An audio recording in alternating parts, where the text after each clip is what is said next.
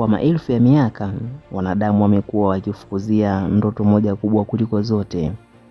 Ndoto ya kutawala dunia. Kutoka kwa wafalme wa kale hadi viongozi wa nyakati za kisasa, wengi wanaamini kwamba wao ndio wangeweza kufanya kile ambacho hakuna mwingine aliwahi kufanya. Wengine walitumia majeshi makubwa, wengine walitumia utajiri na siasa, wengine walitumia ushawishi, mikataba na nguvu za falme zao. Lakini lengo ni moja: kuunganisha dunia chini ya utawala wao. Historia imewahi kushuhudia miji mikubwa, falme zenye nguvu na watawala waliotetemesha dunia nzima.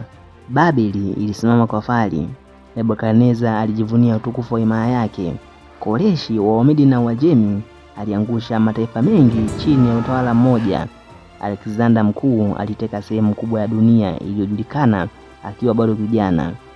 Roma ilitawala kwa karne nyingi na kuonekana kana kwamba hakuna nguvu ingeweza kuiangusha.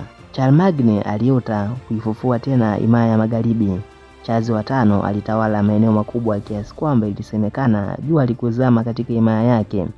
Napoleon Bonaparte alitaka kuunganisha Ulaya chini ya mamlaka yake. Malkia Victoria alitawala wakati ambapo dola ya Uingereza ilionekana karibu kila pembe ya dunia. Adolf Hitler aliamini kwamba angeweza kuunda utawala ambao ungebadilisha historia milele.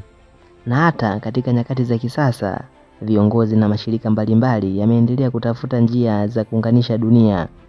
Lakini pamoja na nguvu zao zote, pamoja na majeshi yao, pamoja na mamlaka yao, na pamoja na mipango yao mikubwa, kuna jambo moja ambalo wote walishindwa kuliepuka.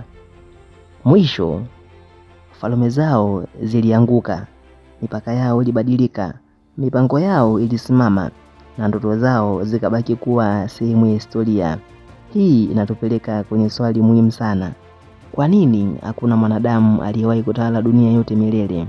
Kwa nini kila himaya, hata zile ambazo zilionekana kuwa na nguvu zaidi, zilikuja kufika mwisho? Je, tatizo ilikuwa ukosefu wa nguvu? Je, ilikuwa makosa ya viongozi? Au kuna jambo kubwa zaidi ambalo historia imekuwa ikijaribu kutufundisha kwa maelfu ya miaka? Katika dokumentari hii tutasafiri kutoka Babeli ya kale hadi dunia ya leo. Tutafuatilia kuinuka na kuanguka kwa falme kubwa zaidi zilizowahi kuwepo. Tutaangalia watawala waliotamani kuunganisha dunia. Tutachunguza sababu ambazo zilifanya kila jaribio la mwanadamu kushindwa. Na mwisho wa safari hii tutaangalia jibu la swali kubwa zaidi. Je, kuna ufalme ambao hautawahi kuanguka? Je, kuna ufalme ambao hakuna jeshi litakaloweza kushinda? Na je, historia yote ya wanadamu imekuwa ikielekeza kwenye ufalme huo? Karibu katika safari ya ajabu kupitia historia ya dunia. Hii ni kwa nini wanadamu wameshindwa kutawala dunia.